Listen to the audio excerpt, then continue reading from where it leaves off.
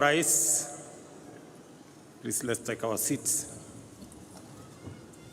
Ladies and gentlemen, allow me another moment so that we can celebrate a distinguished Kenyan in our midst,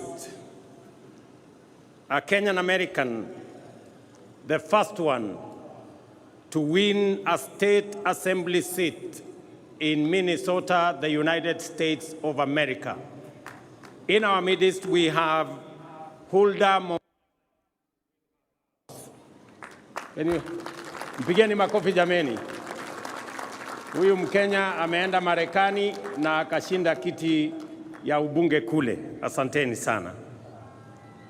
Your Excellencies, distinguished guests, ladies and gentlemen, it is an immense pride that I join you in celebrating the 61st anniversary of our nation's birth. At this pivotal moment, we reflect on the values of our sovereignty and celebrate the enduring legacy of those whose patriotic efforts took down the bastions of imperialism. Their sacrifice set our republic on the path of liberty, unity, peace, enterprise, and democracy. Today, we affirm, by reflecting on what we have accomplished since raising the flag of our nation, that by staying true to our national identity, we have remained consistent through seasons of abundance and scarcity. We assert our essential collective character, defined by the values and principles that inspired our forefathers to struggle and sacrifice, persist and persevere, endeavor and endure until oppression gave way to freedom, exclusion gave way to unity, and marginalization gave way to equality.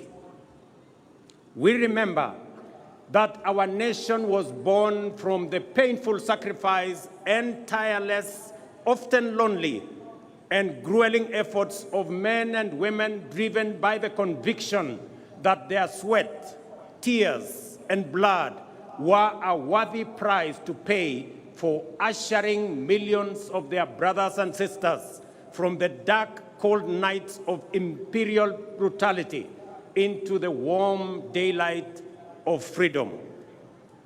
Before 1963, our people were compelled to work hard to enrich colonial settlers. After 1963, our people labored by choice to provide for their families and build our great nation. Before 1963, education, health, and personal security were privileges reserved for the colonial elite. After 1963, they became the right of all citizens of our republic. Before 1963, African people existed to be seen and not to be heard. After 1963, we reclaimed our inalienable sovereignty to its fullest extent. The year 1963, therefore, marked Kenya's profound moment of historical change, yet it also represents an equally fundamental moment of essential and defining continuity. Our circumstances changed forever, and our horizon was illuminated by the forces of possibility, the dawn of opportunity shining brightly. Yet our values, hard work, unity, and determination remained constant. We applied these same principles to build our nation after we liberated it.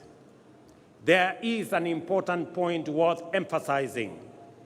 In our time, our generation must never focus so much on the present that we forget where we were only 6 decades ago.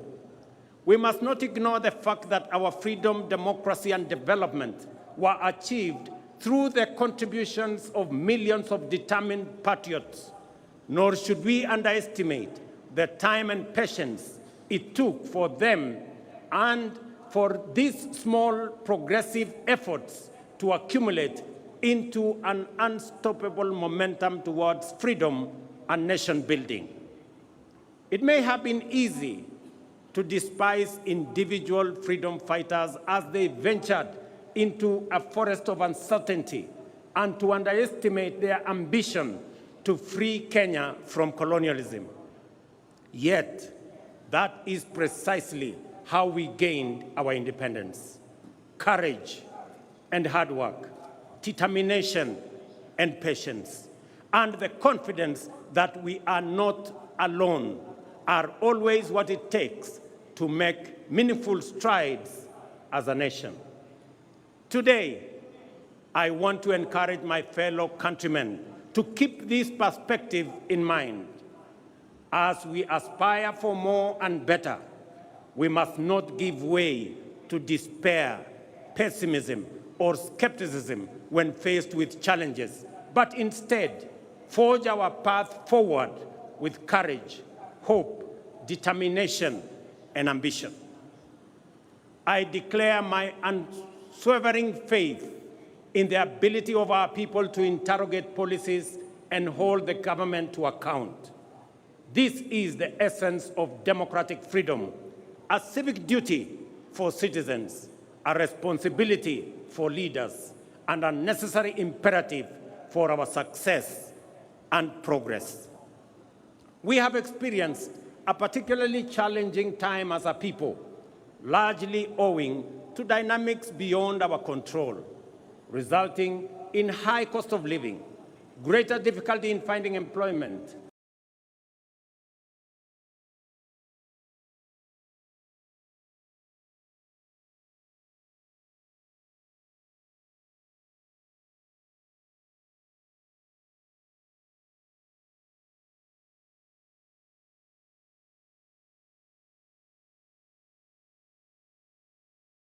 nation, demanding urgent and appropriate intervention, effective solutions.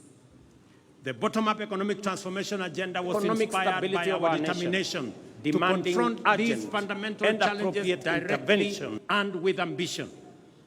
Our aim was first to lay the foundation for robust economic activity to generate millions of conducive environment for institutional and infrastructural development and promote investment, substantive, inclusive, and sustainable growth. Our key priorities were to reduce the cost of living, stimulate enterprise, boost productivity, create jobs, foster a conducive environment for institutional and infrastructural development, and promote investment in manufacturing, industrialization, and export competitiveness.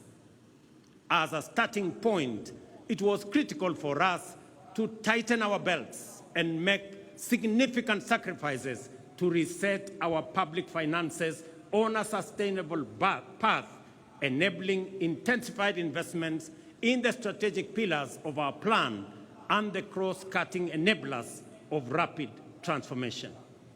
I acknowledge, ladies and gentlemen, the work we have done and the milestones achieved in creating the necessary conditions for progress in every value chain that support the pillars of our plan. There is a time to resist and a time to accept, a time to deny and a time to admit, a time to doubt and a time to believe. In the face of undeniable evidence, skepticism must give way to confidence, and we must reject the deceptive embrace of disinformation and fake news. The Hustler Fund is making positive impact, marking its second anniversary on a highly successful fundamental economic having change, empowered millions no longer by lending a total of 60 billion Kenya shillings so far, liberating millions from predatory lenders and precarious financial situations, and enabling them to meet their needs, fund their hustles, and build their credit scores.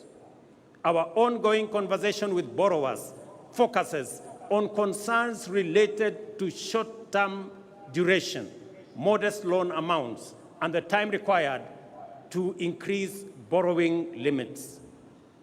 In response to this feedback, the fund has designed a new product, the bridge loan, to help Kenyans with good credit scores to transition from personal loans to enhanced facilities offering larger loan amounts with longer repayment periods. This will enable Kenyans to pursue bigger opportunities and better investments. Ladies and gentlemen, not only have we registered successive historic gains against the shame of hunger for the last 3 seasons, we are also firmly on the path towards surplus production. This impressive rise in productivity has multiplied the incomes of farmers in maize, tea, sugar, coffee, and dairy value chains. There is no doubt that this agricultural transformation is the direct result of our strategic decisions to shift public resources from consumption subsidies to support productivity. Food is now more accessible to households than before. And as I stated in the State of the Nation address, our country now boasts substantial national food stocks: 95 million 50-kilogram bags of maize, 9 million bags of beans, 10 million bags of wheat, and 2 million bags of rice. Step by step, we are building a food-secure Kenya, where every family can afford and access a meal. Farmers have brought more land under cultivation and produced more per acre than before, thanks to the timely availability of subsidized inputs and extension services. Agro-industries have more raw materials and value addition is on the rise. The agro-industrial sector is also creating more jobs each year as we gear up to compete in various export markets driven by the expanding intra-African trade, opportunities in the European Union market and United Kingdom markets, and our growing competitiveness in the global marketplace. Ladies and gentlemen, the bottom-up economic transformation agenda prioritizes digital transformation as a cornerstone of inclusive economic growth. This is why we are undertaking an ambitious expansion of our national digital infrastructure by deploying fiber optic network to connect over 74,000 public institutions and establish 25,000 public Wi-Fi hotspots, because digital transformation is a critical enabler in creating opportunities across all sectors. We intend to use this infrastructure to extend internet connectivity to 8.5 million homes and businesses and eliminate the digital divide, which undermines technological inclusivity in homes, schools, villages, and counties. I take this opportunity to affirm the significant progress already made and which is accelerating due to the digitization of government services. Through the eCitizen portal, we have digitized 20,855 government services, streamlining public service delivery, enhancing transparency and efficiency, eliminating opportunities for corruption, and increasing visibility and mobilization of public revenues. The transformative power of this single initiative to improve citizen experience with public services and enhance the government's ability to manage public resources effectively highlights the immense value of digital transformation. Additionally, our digital transformation strategy is making significant contributions to skills development and job creation. For example, Ajira and Jitume Digital are advancing our vision to equip 20 million citizens with ICT skills, fostering entrepreneurship, and enhancing inclusive digital literacy. In other words, an additional 20 million Kenyans are being prepared for higher productivity in the digital economy. We have also adopted the integration of creative industry courses into technical and vocational colleges as a reliable mechanism to build a skilled workforce. These robust measures form the foundation of our strategy to promote the emergence of a fully fledged digital economy, leveraging Kenya's position as a regional hub for software development and digital exports. These initiatives are supported by key interventions, such as the establishment of institutional and incentive frameworks to promote investments, foster collaboration, and encourage the transfer of digital technologies with a particular focus on artificial intelligence and blockchain. Through these efforts, we are empowering local digital innovators and tech entrepreneurs to drive economic diversification and resilience.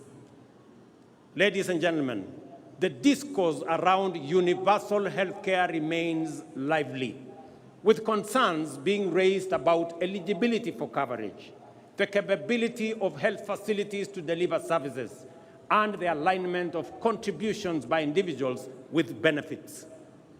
Under Taifa Care, our inclusive, universal, efficient, and transparent healthcare service model, we are implementing a transition on an unprecedented scale.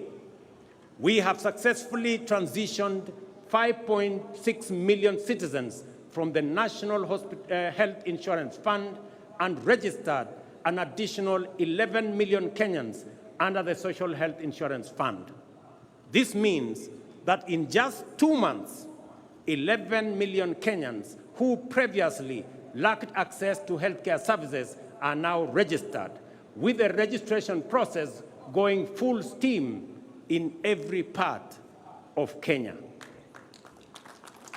I commend Kirinyaga, Nyeri, Bomet, Embu, and Lamu, the 5 leading counties so far in Taifa Care registration.